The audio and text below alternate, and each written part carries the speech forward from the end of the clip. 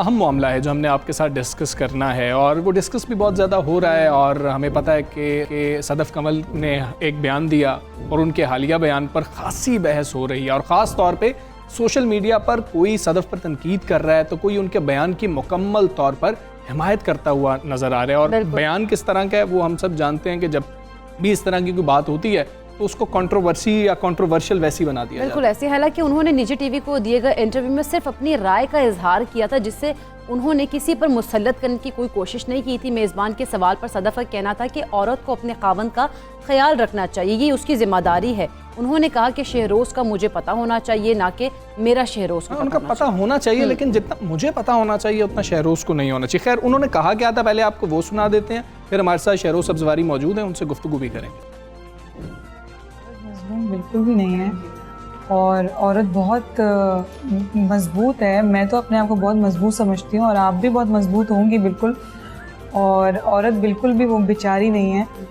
और औरत मार्च का ये वो फिर अलग डिबेट हो जाएगी। मैंने शादी की है, मैंने उसके जूते भी उठाने, मैं उसके कपड़े भी इस्त्री करूँगी, जो मैं नहीं करती हूँ, कम करती हूँ। बट मुझे पता होता है शहरी के कपड़े कहाँ हैं, एवरीथिंग। बट मुझे पता होता है शहरी की क्या चीज़ कहाँ पड़ी हुई है, और शहरी ने क्या खाना है और कब खाना है, ये मुझे पता होना चाहिए। तो मैं उसकी बीवी हूँ, ठीक है, मैं एक औरत हूँ। शहरी को मेरा नहीं पता होना चाहिए, शहरी को पता होना चाहिए, लेकिन मुझे शहरी का ज़्यादा पता होना चाहिए। मैं ये बिलीव करती हूँ क्योंकि मैं देखती भी बड़ी हुई हूँ। तो मुझे ऐसा लगता है कि फेमिनिज्म ये जो आ गया, ये लिबरल्स होते हैं लोग, आजकल के बहुत लिबरल्स आ गए हैं। तो वो चीज़ कहते हैं कि औरत जो भी आप कह रही हैं, लेकिन मेरे लिहाज से मेरे थिंकिंग है फेमिनिज्म, मैं आदमी का, अपने मियाँ का ख्याल रखूं और उसको इज्जत दूं, और जो मुझसे हो सका मैं वो करूं जो मुझे सिखाया है। इंटरव्यू के दौरान उन्होंने क्या कहा था वो हमने आपको सुनाया है। अदाकार शहरोज़ सब्ज़वारी हमारे साथ मौजूद है। शहरोज़, अस्सलाम वालेकुम, गुड मॉर्निंग। शहरोज़, सबसे पहले तो हमें ये बताएं, क्या आप समझते हैं कि ये एक नॉन इशू था, उसको वैसे ही इशू बना दिया गया, और क्या समझते हैं किन लोगों की जानिब से इशू बनाया गया? देखें, अस्सलाम वालेकुम, कैसे हैं आप? खैरियत से? इशू जो था एक नॉर्मल कैजुअल इंटरव्यू था। पहली बात तो ये, जो कि उसकी अपनी फील्ड से भी आपको नजर आ रहा है, एक कैजुअल इंटरव्यू। शो का नाम भी ऐसा ही है, जो बहुत मेहमान नवाज शो है। तो आप जाते हैं, आप खाते हैं, पीते हैं, बात करते हैं। उस बात करने में आपसे बातें पूछी जाती हैं, आपसे कुछ सवाल पूछे जाते हैं, तो आप अपनी लाइफ के बारे में बताते हैं कि आप पर्सनली कैसे हैं और क्या हो रहा है। उसमें जिस तरह सवाल किया गया सदफ से, सदफ ने अपने तरीके से उसका जवाब दिया। वो जवाब इतना उसने सच्चे दिल से दिया। देखें, जो सच्चे दिल से कई भी बात होती है ना, वो दिल में लग जाती है जी। इस 4 दिन वो जो ट्रेंडिंग हुई है, बिला वजह तो नहीं हुई, वो लोगों को बात दिल में लग गई और अच्छे वे में लगी। अच्छा। और जिनको नहीं लगी वो तो बहुत कम लोग हैं, और ना मैं उन लोगों को कोई आग देना चाहता हूँ, ना मैं उनको समझता हूँ कि वो लोग, टू बी ऑनेस्ट, हुब्बे वतन है, क्योंकि मेरे लिए तो मेरा मुल्क बहुत इम्पोर्टेंट है। और जब आपके मुल्क की बात होती है तो आपके कल्चर की बात होती है, सकाफत की बात होती है, सही? तो आपके मुल्क में ये, जब हमने मुल्क 1947 में हासिल हुआ, आज़ादी मिली, तो क्या उस वक्त हमारी बुनियादें, उस वक्त क्या औरत स्ट्रॉन्ग नहीं थी? बिल्कुल थी। मोहतरमा फातिमा जना रहमतुल्लाह अलैहा, अल्लाह पाक उनसे राजी हैं, क्या वो स्ट्रॉन्ग खातून नहीं थी? तो ये स्ट्रॉन्ग खातून के बैनर के अंडर एक बहुत बड़ा प्रोपेगेंडा किया जा रहा है कि औरत को बस। लेकिन ये प्रोपेगेंडा कौन लोग कर रहे हैं आखिर? इतना हंगामा और ये शोर क्यों बर्पा कर रहे हैं? कौन लोग हैं जो कर रहे हैं? आप क्या समझते हैं? देखें, पहली बात तो let's make one thing very clear, that 90% of people who are screaming, they don't even live in Pakistan. And that's the sad part. ये हमारे जो सोशल मीडिया है उसकी वजह से ऐसा हो गया कि ऐसा लगता है कि आपका नेबर आप पे चीख रहा है, बल्कि वो होता नहीं है, वो तो अमेरिका या लंदन में बैठा होता है, ना उसका हमारे कल्चर से कोई ताल्लुक होता है। और अगर हमारे कल्चर से ताल्लुक होता तो ये जो 90% लोगों का रेला माशाल्लाह आया है, जो सदफ की हिमायत कर रहा है जी, और इतनी ज्यादा हिमायत कर रहा है कि आपने ये कर दिया, आपने वो कर दिया, तो वो लोग कौन है फिर? तो ये वहां से बैठ के डुअल नेशनैलिटी रखते हैं, 2 पासपोर्ट होते हैं इनके पास, यहाँ पे गंद करते हैं, उसके बाद चले जाएंगे ठीक है। ठीक है शहरोज, आप क्या समझते हैं कि जो सदफ का बयान है या जो उन्होंने बात कही थी उसको ठीक तरह से समझा नहीं गया उन लोगों की जानिब से, या मतलब कि सही चुनाव बेहतर हो सकता था, इसका थोड़ा सा मजीद बेहतरी कुछ हो जाती? उससे ज्यादा सादे लफ्जों में तो कोई बोल ही नहीं सकता, कोई इसको डबल मीनिंग ना दी जाए, क्योंकि उसने बहुत सिंपल सी बात बोली है, जो जिनको समझ आई है उनको बहुत क्लियर समझ आई है, और जिनको दूसरे भी है जिनको समझ आई है, जिनको नहीं समझ, अच्छा, जिनको नहीं समझ आई उनके भी शहरोज हमने बात करनी है। जब शहरोज बात कर रहे थे कि मैं भी अपनी बीवी का बहुत ज्यादा ख्याल रखता हूँ, जब शहरोज ये बात कर रहे थे तो आपको ये शिकवा नहीं है कि यार मेरी भी बात हाईलाइट कर देते, मैं भी थोड़ा सा लाइमलाइट में आ जाता? देखो, मैं तो अपनी बीवी का ख्याल रखता हूँ कि दिल से रखता हूँ, और बहुत ज्यादा रखता हूँ, उसकी हर ख्वाहिश को पूरा करता हूँ, कोशिश करता हूँ कि पूरा करूँ, कोशिश करता हूँ कि उसको, उसकी फैमिली को इतनी इज्जत दूं कि, क्योंकि वो देखिए मेरे साथ रहती है, अपना घर छोड़ के आई है, तो मेरा तो फर्ज बनता है as a Pakistani, as a Muslim, हमारे कल्चर ने ही हमें सिखाया है कि हमने उसको लिटरली अपने सर आंखों पे रखना है। मैं अपनी बीवी को अपने सर आंखों पे रखता हूँ, इसलिए तो उसने एक टीवी चैनल पे आके इतनी खुशी से और इतने प्राउडली बोला कि वो कितना इज्जत और प्यार करती है। और देखिए, मैं एक बहुत सिंपल सी बात करना चाहूंगा, नेपोलियन बोनापार्ट का नाम तो सुना होगा आपने, उन्होंने कहा था कि give me a good mother and I will give you a good nation. तो आप अभी की जो हमारी पौध आ रही है ना, ये जो यंगस्टर्स हैं, जो औरतें हैं ज्यादातर, जो जिनके दिमाग में फीड किया जा रहा है मेरा जिस्म मेरी मर्जी का गलत वे, देखिए मेरा जिस्म मेरी मर्जी को गलत वे में लिया जा रहा है, वो कैसी माएँ बनेंगी? मुझे बताए ना, वो जब माएँ कैसी बनेंगी तो वो कैसे एक अच्छा नेशन प्रोवाइड करेंगी? पाकिस्तान की स्ट्रेंथ हमारी औरतें हैं, लेकिन पाकिस्तान की स्ट्रेंथ बेहयाई नहीं है। ठीक है, बिल्कुल। अच्छा, जिस तरह से नहीं है। अब जिस तरह से हम बात करें ना ओवरऑल रिस्पॉन्ड की, तो इंडस्ट्री से किस तरह का रिस्पॉन्स आपको मिला है? इंडस्ट्री ने क्या, आप लोग जिस तरह सदफ ने जो बयान दिया है उसको वो सराह रहे हैं? बिल्कुल, आप देख सकते हैं सोशल मीडिया पे इतने नाम हैं जिन्होंने सपोर्ट किया और जिन्होंने नहीं किया। येट अगेन, हर किसी का तो अपना स्टाइल है सोचने का, अपनी बात है, हम किसी के घर में घुस के तो नहीं कह रहे कि जो सदफ ने कहा आप वो करें। अब जिन्होंने नहीं की, जिन्होंने नहीं सपोर्ट करनी, या जिनको उसका बयानिया बुरा लगा, उन्होंने आके अपनी राय का इजहार किया, जो कि मैं बिल्कुल एक्सेप्ट करता हूँ। शहरोज, राय के इजहार पे हमने बात करनी है कि देखें, हमने भी इस मामले को देखा, दूसरी जानिब से जो कमेंट्स आ रहे थे उनको भी देखा।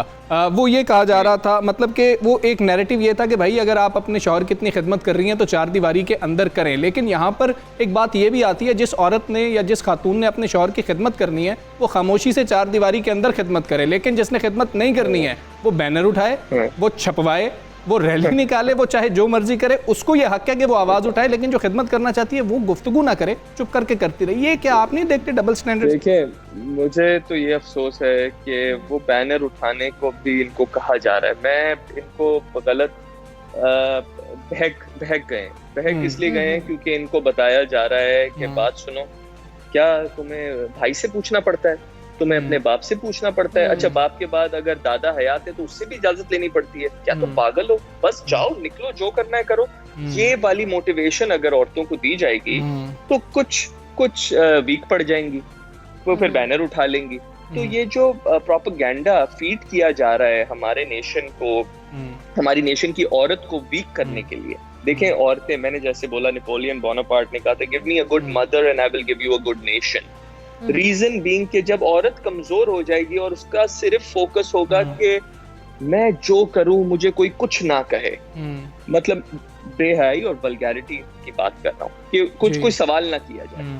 और इसी बात पे अगर हम आते हैं, चलते हैं, और अगर मैं जिस तरह बेहयाई की बात कर रहा हूं और इस तरह करें, तो बहुत लोग ये सवाल उठाते हैं कि आप सदफ का पास देखें, आप ये करें। अब मॉडलिंग की तस्वीर जो हैं वो शेयर की जा रही हैं, उन्हीं लोगों की जानिब से की जा रही हैं जो ये बात करते हैं कि जी कि औरत को तो आज़ादी होनी चाहिए। देखें वो चीज़ें अवेलेबल हैं मीडिया पे तो शेयर की जा रही हैं, कोई अपने तरफ से तो नहीं पैदा कर रहा, तो वो अवेलेबल हैं। अब देखें सदफ ने, मैं और सदफ एक दूसरे को समझा, साथ हमने इस्लाम की नॉलेज मजीद हासिल की, कोशिश की, अल्लाह से दुआ की। मैं एज अ हस्बैंड उसको हमेशा सपोर्ट करूंगा और जिसको करना है वो करे, नहीं करना कोई बात। हमें इस हवाले से भी आपने बताना है कि हम ये बात आपसे पूछना चाह रहे हैं कि ये तो बड़ी संजीदा गुफ्तगू आपसे हो गई है, मतलब ये भी कहा जा रहा है कि जी कि सदफ का बयान जो है, जो ऑपरेस्ड हैं बेचारी उनको मज़ीद ऑपरेस करेगा, लेकिन हम ये जानना चाहते हैं आपसे, ये बात हम जानना चाहेंगे कि क्यों इतना काम करवाते हैं आप, उनको क्यों इतना पता है, ये शहरोज़ को क्यों नहीं पता। अब हम लाइटर नोट पे चलेंगे, उन सारी चीज़ों को ज़रा ना भूल के इस तरफ आएँ। शहरोज़ घर में कभी नाश्ता बनाता है, सदफ को देता है कि सदफ ये लो मैंने तुम्हारे लिए आज बनाया।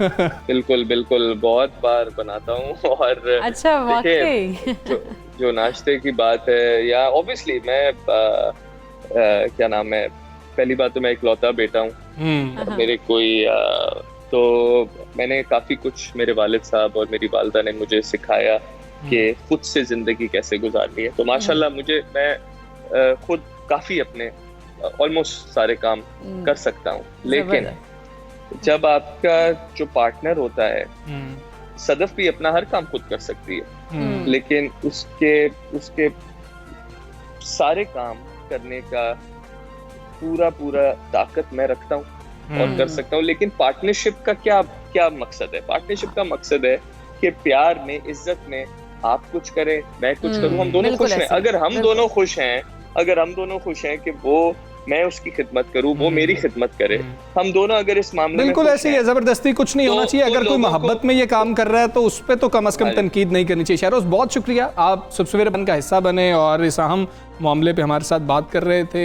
अगर कोई फैमिली खुश है उसको खुश रहने दें और छोड़ें, और मतलब कि आप इस तरह से ना करें। एक सादा सा बयान है, उसको बयान के तौर पर लें। आप अपने घर में वो बंदूक पकड़ के आपको नहीं कह रहा कि आप लाजमी तौर पर ऐसा ही करें। हम थोड़ा सा आगे बढ़ेंगे, बात करेंगे कि सिंध हुकूमत की बात करेंगे, अपोजिशन जमातों के तमाम एतराज़ात को भलाए ताक रखते हुए मुर्तज़ा वहाब को एडमिनिस्ट्रेटर कराची तैनात कर दिया। बिल्कुल ऐसी। अच्छा, महकमा बल्दियात सिंध की जानिब से मुर्तज़ा वहाब की बतौर कराची एडमिनिस्ट्रेटर तैनाती का नोटिफिकेशन भी जारी किया गया। मुर्तज़ा वहाब का कहना है कि वो कराची के मसाइल हल करने की कोशिश करेंगे और कराची के तमाम जो भी मसाइल हैं उनके साथ मिलकर काम करेंगे हम लोग। और अब मसाइल बहुत ज़्यादा हैं, इसी पर हम बात करने की कोशिश करेंगे। पाक से ज़मीन पार्टी के रहनुमा और साबिक डिप्टी मेयर कराची वोरा साहब हमारे साथ मौजूद हैं। वोरा साहब अस्सलाम वालेकुम, गुड मॉर्निंग। आपसे हम ये जानना चाहेंगे कि कराची में मुर्तज़ा वहाब को एडमिनिस्ट्रेटर लगाने के फैसले के आप क्या देख रहे हैं, क्या नताइज निकल सकते हैं, कि सूरत हाल बेहतर आएगी या फ़र्क ही नहीं पड़ता? देखें, एडमिनिस्ट्रेटर लगाना तो बिल्कुल इस वक्त ऐसा लग रहा है कि क्या पाकिस्तान में इस चीज़ की मिसाल मिलती है, जो कानून, जो आईन पाकिस्तान कहता है, कॉन्स्टिट्यूशन ऑफ पाकिस्तान जो कहता है, वो ये कहता है कि 90 दिन में इंतखाबात होने चाहिए। तो फिर इसका मतलब ये हुआ कि अगर ये मिसाल कायम की तो आइंदा फिर वजीर आजम जब हटेगा, जब नेशनल असेंबली डिसॉल्व होगी, तो फिर वो भी कोई एडमिनिस्ट्रेटिव वजीर आजम ले आए। इसी तरीके से चीफ मिनिस्टर, प्रोविंशियल असेंबली जब डिसॉल्व होगी तो आप जो है वो एडमिनिस्ट्रेटिव सीएम ले आए। यही तरीका है इन्होंने यहाँ बल्दियात में किया है। हम इस चीज़ को मुस्तरद करते हैं। बल्दियाती इंतखाबात होने चाहिए, वक्त पर होने चाहिए। कराची की आवाम को आज भी ये अपना गुलाम समझते हैं। इन्हें चाहिए था कि कराची की आवाम को जो उसका कानूनी, जो उसका आईनी हक है वो देते और 90 दिन के बाद इंतखाबात करवाते, बल्दियाती इंतखाबात करवाते, और उस बल्दियाती इंतखाबात के नतीजे में जिसको अवाम मुंतखब करे उसे इस सीट पर बैठना चाहिए। ये चाहे वो सरकारी एडमिनिस्ट्रेटर बैठाएं, चाहे पॉलिटिकल। आपकी को मर्दमशुमारी पर एतराज़ात हैं, उसके बावजूद आप सिंध में फौरी बल्दियाती इंतखाबात की डिमांड भी करें। ऐसे में अगर इलेक्शन हो भी जाता तो फायदा क्या होगा? देखें, यहाँ फायदे नुकसान की बात नहीं है, यहाँ अवाम की नुमाइंदगी की बात है। आपने 2018 के जो इलेक्शन करवाए वो पिछली मर्दमशुमारी के बेस पे करवाए ना। उस वक्त भी मर्दमशुमारी हुई थी और उसके नताइज नहीं आए थे। तो 2018 के इलेक्शन भी पिछली मर्दमशुमारी की बेस पे हुए थे। इसी तरीके से ये जो मर्दमशुमारी के अभी नताइज आए हैं, उसी मर्दमशुमारी की बेस पर ये इंतखाबात भी कराए जा सकते हैं। किसी भी तरीके से अवाम का जो जायज़ कानूनी आईनी हक है वो अवाम को देना चाहिए। अवाम के ऊपर लोगों को मुसल्लत नहीं करना चाहिए। ये अवाम के हक में ये बेहतर है। ये तरीक़ाकार गलत है कि आप जो है किसी को बिठा दें, एडमिनिस्ट्रेटर बना के बिठा दें, जब आपको पता है कि आप इलेक्शन जीत कर ये काम नहीं कर सकते, तो आपके पास सिंध हुकूमत है, आपका दिल करता है आप जिसको चाहे एडमिनिस्ट्रेटर बना के बिठा दें और इलेक्शंस को प्रोलॉन्ग करें। ये पॉसिबल नहीं है। इलेक्शन जो है कानूनी तौर पर 90 दिन के बाद इन्हें इलेक्शन कराना लाज़िम बोरा है। साहब, कराची से कौन से दरीना मसाइल हैं जिनको एक मौसर शहरी हुकूमत ही हल कर सकती है?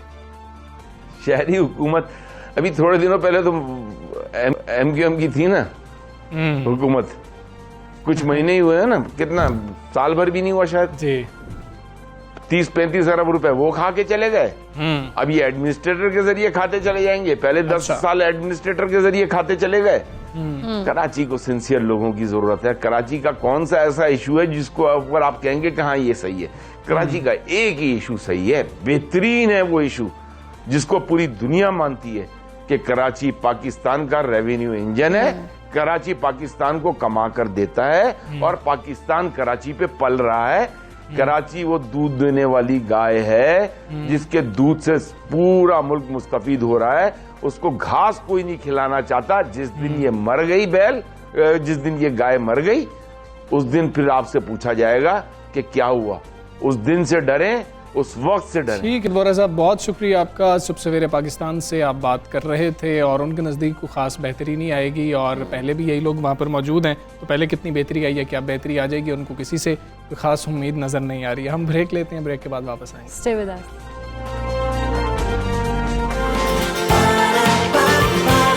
सुबह सवेरे पाकिस्तान।